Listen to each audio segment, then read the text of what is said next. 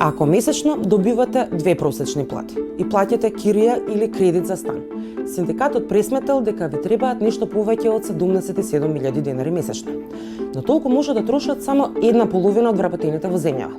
Да видиме што се може да купите со тие пари, откако ќе ги трнеме на страна парите за кирија или кредит, кои синдикатот предвидел дека се потребни само 15.000 денари.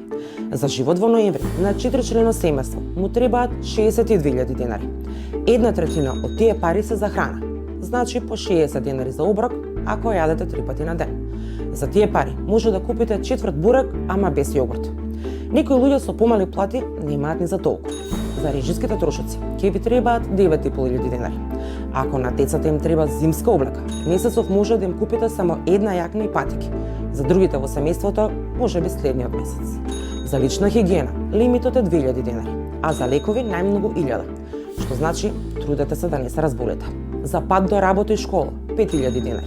За курсеви и други потребни работи за училиште најмалку 7.000. Од парите што ви остануваат, може само еднаш месечно да седнете во ресторан. За се останато што ви треба во месецот, за целото семејство, ќе може да одвојувате само по 150 денари на ден. Тие што живеат со плата подпросечната, ќе мора да одберат на што да скратат.